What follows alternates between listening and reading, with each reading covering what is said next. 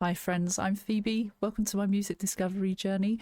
Now, annoyingly, I filmed a reaction to this already, but my microphone was off the whole time. And there's no saving what I said because it didn't pick any of that up. I can save my visual reaction of certain scenes, which I think is going to be important, but I wanted to still take you through this video. I've left it 3 weeks so that I can have a bit of a slight refresher coming back to it, not as fresh. This was a request from Andy over on Patreon. It's Sólstafir with Bláfjall, which translates to Blue Mountain or Black Mountain in Icelandic. Sólstafir are an Icelandic band. Post-metal, post-rock and black metal come under their genres. They have been around since 1995. This is the first time I've heard of them, or second if you count the first time a few weeks ago. Andy says the video is 12 minutes long, the song itself is about 10. There's an end credit scene with BTS, so we'll go through that. And Andy says, what is so amazing about this video is the story it tells in the visuals, and the music transports so much fitting emotion. You will probably look up the lyrics, which we will, and I have done, but I think this is not absolutely necessary. It's all in the emotions it invokes, and having experienced this once, that is true. What I want to point out in particular is that you compare the scenes in 9:37 and then again at 10:05. So we're going to do that, try and remember. And Annie said, this is what I commented on it 6 years ago. The force of the visuals and the sound of the song hits you so hard in the feels you don't even want to understand the lyrics because that would just distract you from your emotions. I know what that means. Okay, let's check it out then. I understand it's in Icelandic as well, so the reason I probably will wait till the lyrics at the end is for that reason. But let's watch, shall we? Strap in. It's a long one.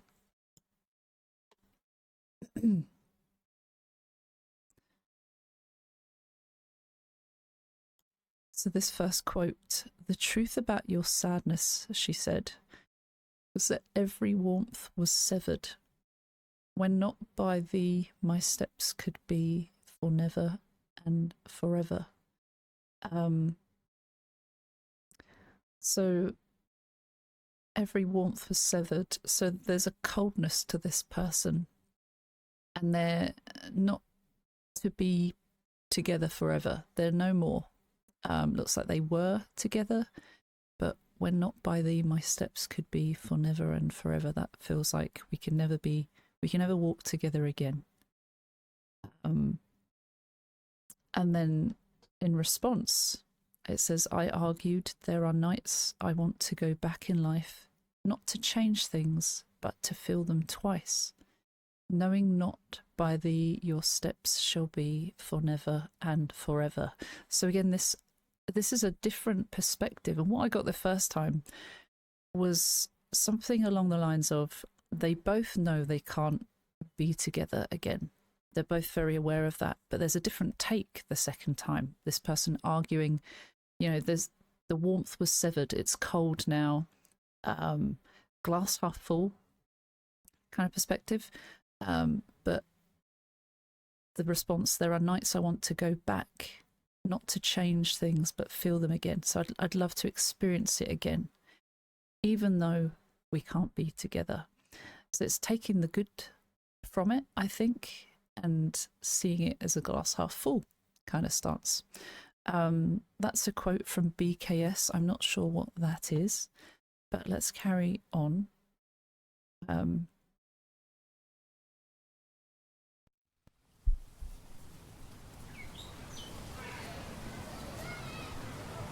seeing a swing. It's empty, but it's moving. We're hearing a clock. Empty room. And there's a crow or something at the top. That's a bad omen, right? Isn't it? We've got this guy here that... Hvernig heldur maður sorginni fjarri? He's asking, how do you keep out all the sadness? He's also a little bit reminiscent of that crow. I don't know, you see the crow before him and then his almost silhouette. I just find that kind of strange. Then there's a door, there's a cushion. I didn't spot that the first time.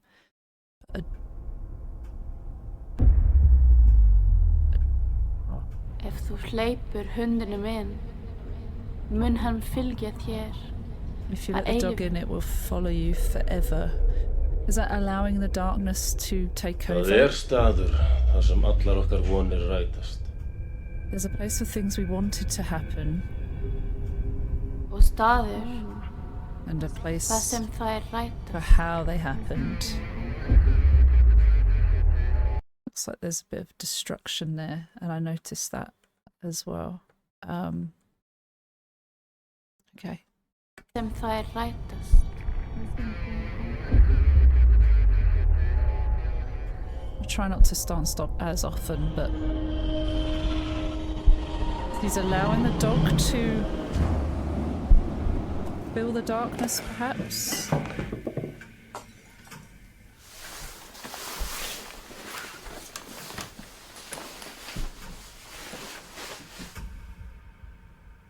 Let's go on a journey.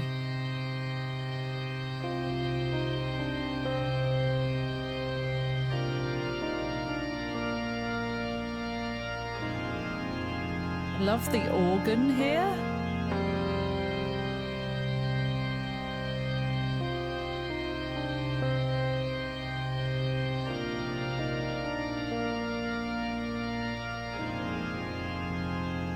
The notes feel quite sad,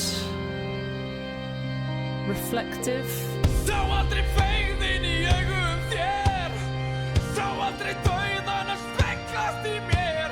Hann rígheldur í mig og sleppi mér ekki. Hann tárir. Ég sá hann aldrei fæðast í þér. Sá hann aldrei læðast að mér. Hann læðist að mér sem lyktarlaust gas. Hann læðist.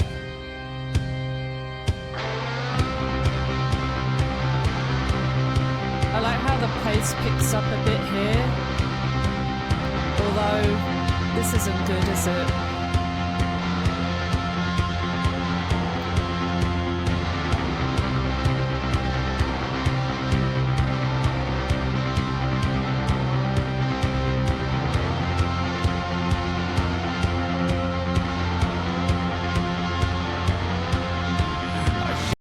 So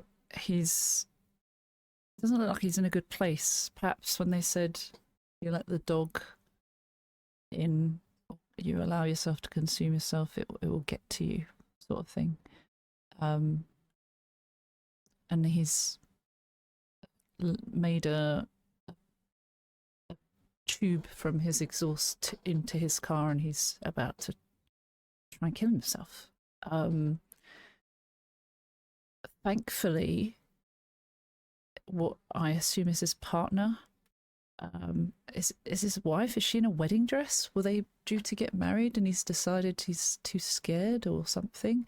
We've got the whole the bunch of people that are also running, a sense of urgency, and someone that on first watch I thought it was him, but I don't think it is him. I think perhaps it's a brother or a relative. It could just be a friend. It could be someone that knows him. But on assumption, I would have thought it'd be a relative. Just basically saying, what the hell are you doing? I like the vocals as well. I really like the vocals. They feel reminiscent of a Rise Against vocal. Tim, their vocalist, has the same sort of cadence, the same sort of roughness to his voice. It's really, really nice, but the difference here is it's in Icelandic, and it does sound different, but it just reminded me of that as well. Okay, let's carry on. Quite dark, so they're running to stop him. There's intensity in the beats.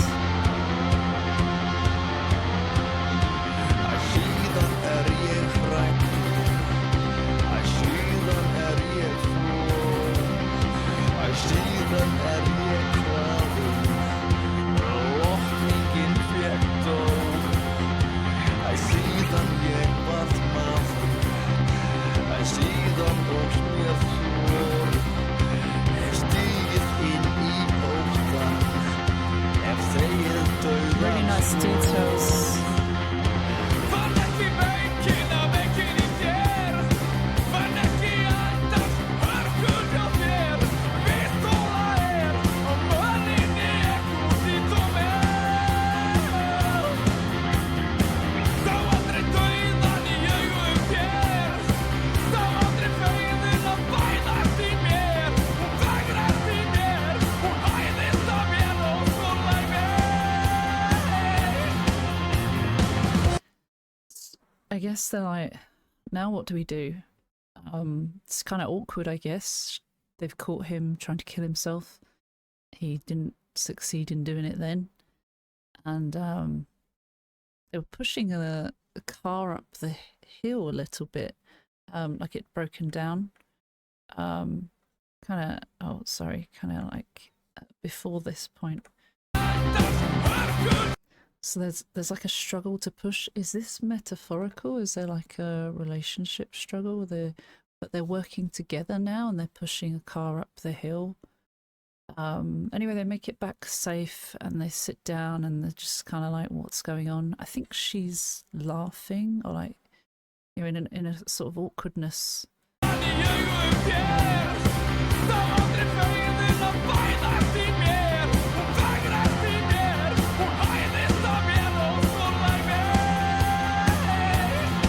So I guess like if you can't laugh about it, what can you do? A coping mechanism or something. Also, just to go through some of the. No, I'll leave it till later. I think I'll leave it till later. The lyrics. Okay, we'll carry on. Sorry to keep starting and stopping again. It's just trying to clarify what I'm seeing. Even after a first watch, there are still more things that you notice. My first watch, I thought she was crying, but actually I can see very clearly she's kind of laughing, smiling. I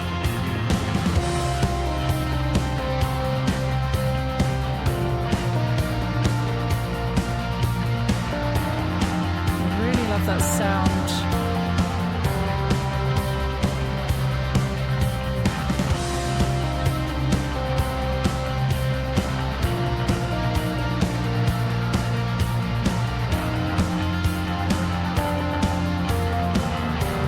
There's a moment where he looked like he was see-through.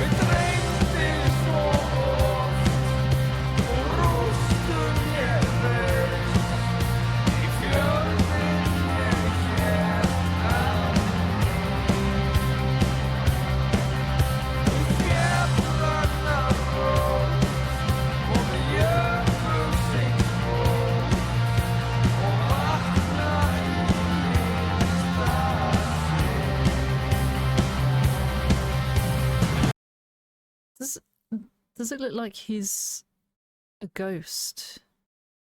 Or is that just the projector that he's seeing of a memory? So it looks like he lifts up this sheet. It's all like a deserted room. There's this dust sheet over it and he lifts it up and the memory kind of comes alive. Of possibly his daughter's birthday. His partner's there. It looks like they're having a nice time. A happy memory that he's looking at it here, reflecting like that was in the past and he's not okay anymore. Perhaps we're thinking that he's looking back because he's dead.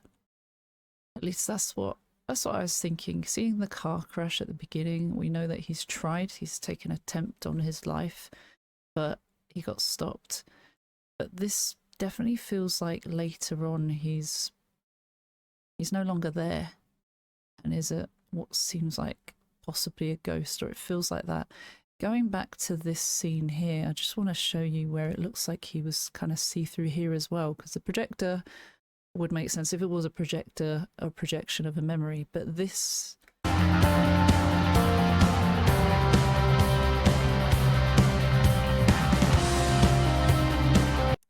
there, it looks like a shadow. So this is where I'm like, okay, to me it looks like he's a ghost now. and he's looking back on these memories. He's gone in that door was the garage, or that door for you, and then he goes in the other one and there's the memory of the birthday, and we can see it's all kind of some of the remains are still there, actually, the balloons and the dust sheet or sheet on the ground for some reason. Perhaps it was they made a blanket fort, I don't know. Then it takes you through them. They're playing with a piñata, smiling.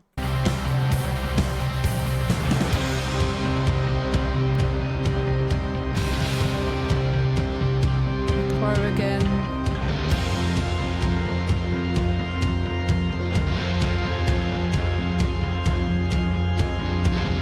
Bruising on her back.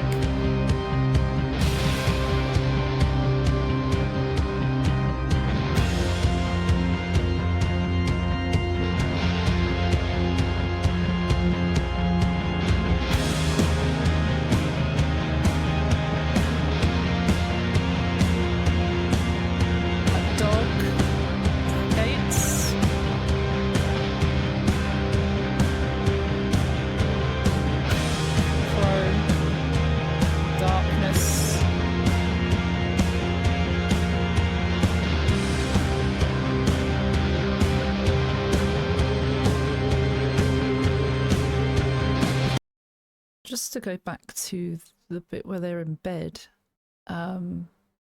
she's got bruising on her back. Did he do that? Is that why he feels awful? Was he a horrible partner? Did he abuse her? Because then I was starting to think perhaps he's feeling guilty, can't live with the guilt of hurting someone.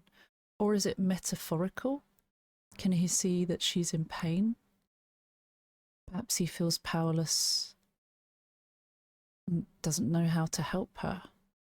Perhaps she was in an abusive relationship before and he saved her from that. There's so many different ways you can interpret it. Now we go to this scene where she's gone to a shop. There's a mountain in the background. This song is about, says the title is Blue or Black Mountain, Big Mountain. I'm not sure what that is. I think it's just a store name, or perhaps it just says store, supermarket. Getting into a car. Definitely feels quite somber, the music, quite heavy.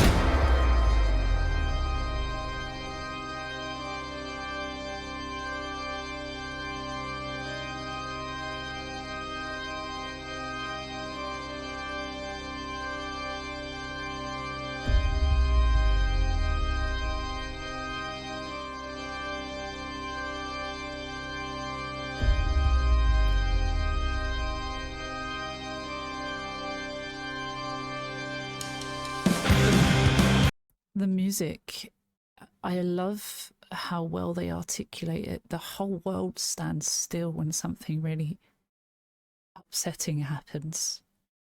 There's a car crash. Seems that his partner is probably died on the impact. Not sure, but the kid's still there, and it looks like he's coming to save her. The dog is around like it's a bad omen, like something bad is about to happen. And he's gone outside and he's making his way to the car as it's happened. I don't... The guy that crashed into them, I didn't realise it was, at least I think it's the guy that was near the start, that was running, that was screaming at him, shouting at him not to kill himself. Is he now in that situation? But he's decided to crash into someone instead? Does he realise that it's them?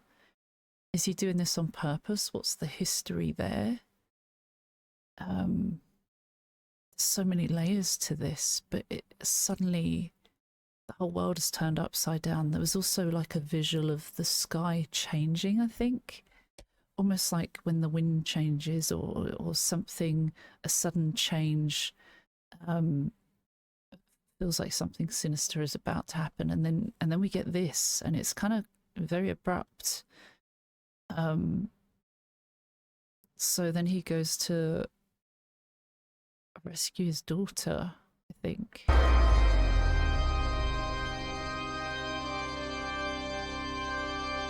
Even the animals kind of stop.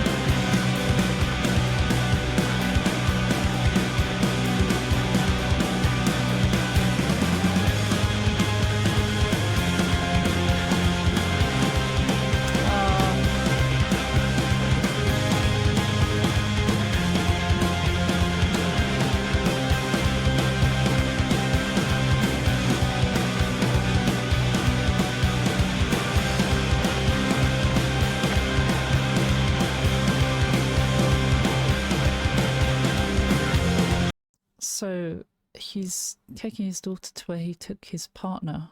It seems it was showing flashbacks to them having a nice time. There was a moment where he was drinking from one cup. And I didn't even mention this in my first reaction. But then I noticed there's two cups on the bonnet of his car. I want to go back to that.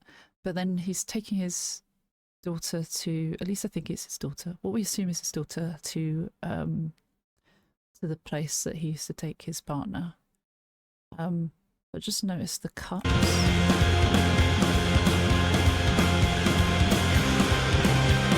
Lots of flashbacks.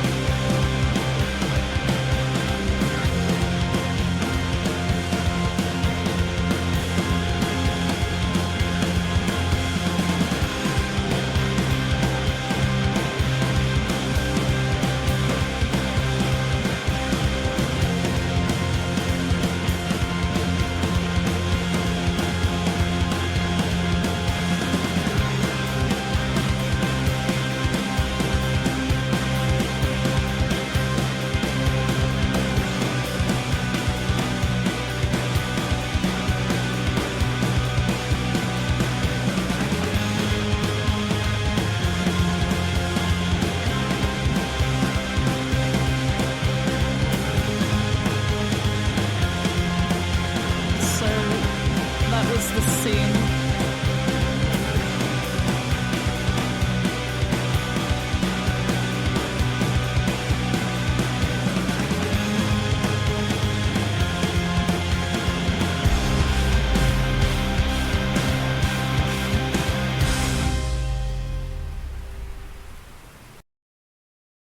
That got me.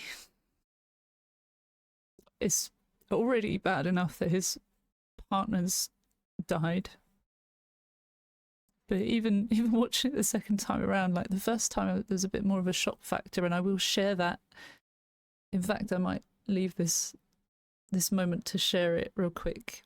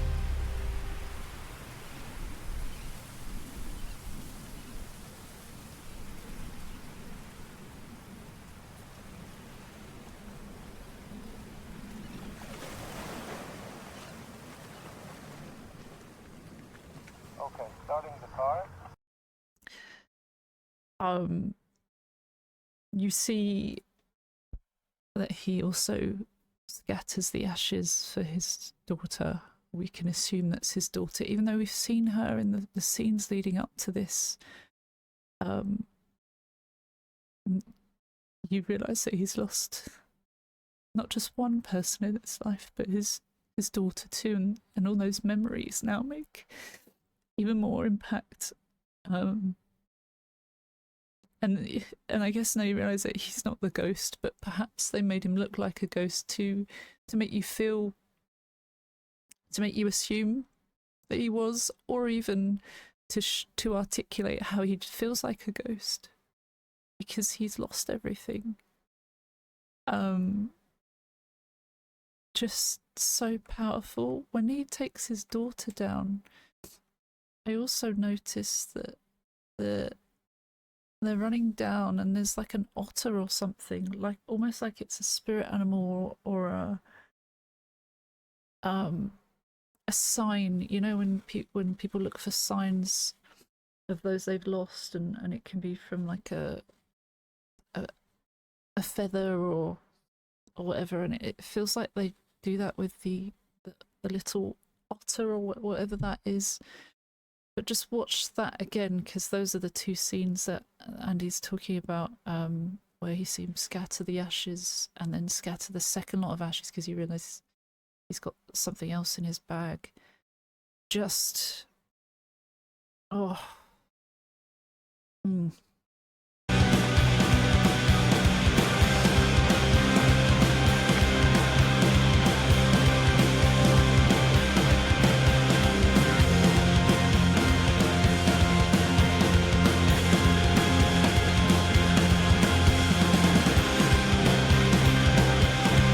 That was on purpose.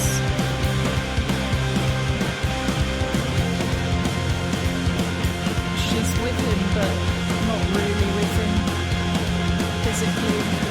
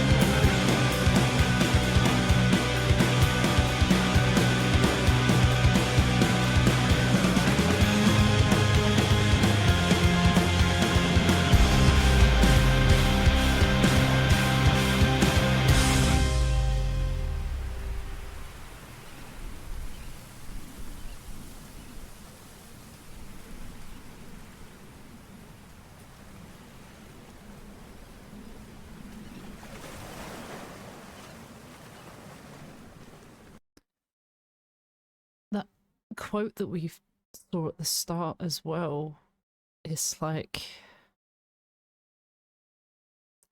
it, I think it articulates so well that how can you feel good when you've lost everything? But also, all you can do is take the good from that, right? You can look at those memories and it looks like he's relived some of them again. But also some of the bad stuff that happened, but also that she saved him. I think it's really powerful that it seems like she saved him from doing the unthinkable, but then he probably feels upset that he can't save her, or couldn't save her. Just that bit with the second lot of ashes as well got me. It's so powerful. So powerful.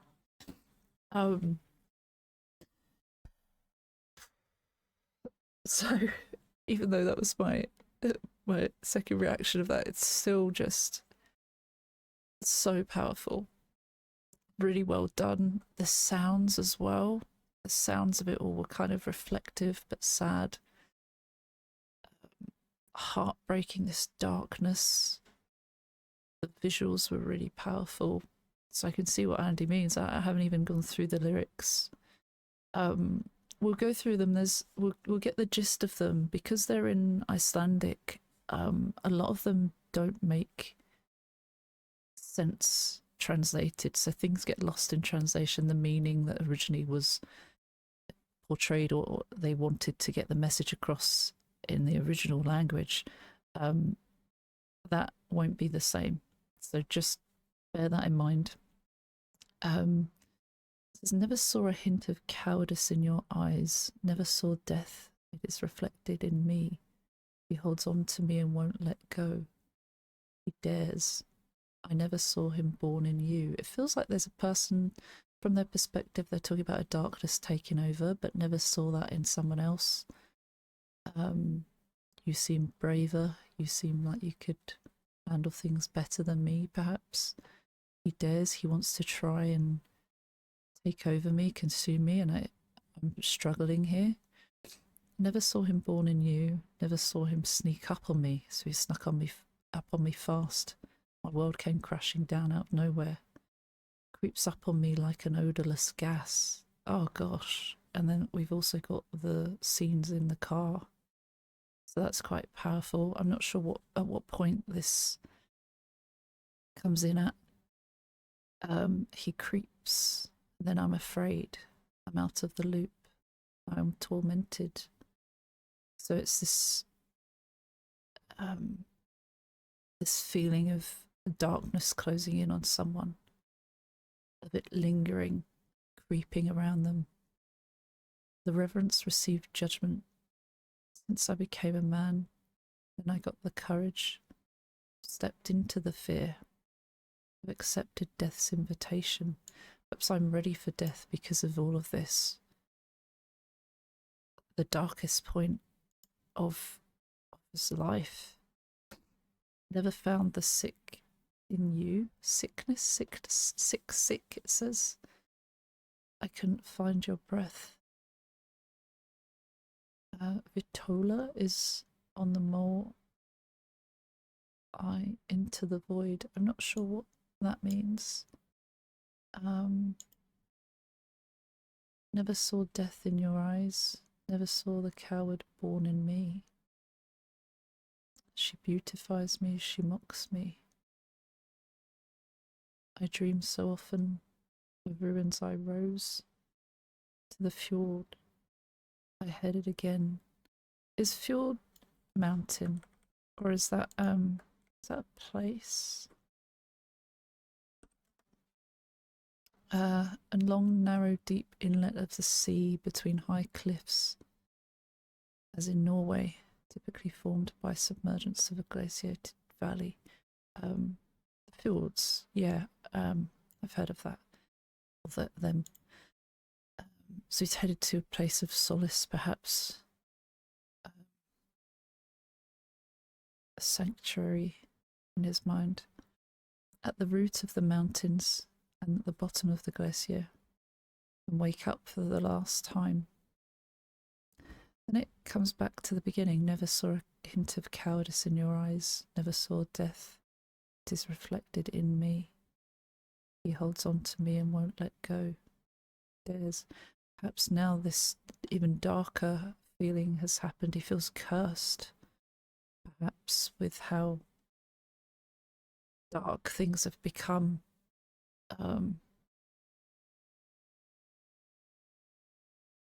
You weren't scared. Death is reflected in me. That feels cursed. Just so deep. And then... Okay, starting the car. Good to go, copy. Car started and 3-year-old. Oh gosh. Oh shit. Oh shit. Oh fuck. Did it hit a fence? Yeah, tiny. Hey, look where it was heading. Into the fucking stables. Oh my god. That could have been so dangerous. Into the stables, into the buildings, knock down the buildings, kill people, kill the animals. You never know who's working there or whatever. But so it veered off track. They're trying to replicate a car crash or simulate a car crash, or maybe not simulate, like make it happen. So gosh, imagine how horribly wrong that could go. Things people do, because also like they have to get that shot in the video. How do they do that without CGI? Hey, look where it was heading. Into the fucking stables. See, it's jumped there. Let's do it again fast. We have to. Okay. I mean, it would be safer if I just drive it into the other one. How fast are you going to go into it? Afskip. Já. Þú tótt þessu moment. Já. Hvað segir það? Það er sem að gera hvað? Tónlistarmyndband. Hún skammar þig geðvegt. Hjálplega. Just let her know, just one more try. Yeah. I don't think she's gonna go for that. One more try. Wow. Wow. All cameras are rolling. Okay, ready in 30 seconds.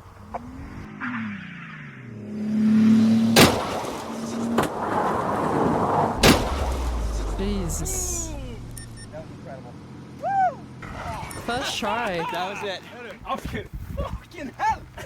Hann líka gerði allt sem hann átti að gera. He did everything was supposed to. Like, he fucking spun the wheels when he started going. Okay, this could not have been better. Wow. Don't think and drive, Logan.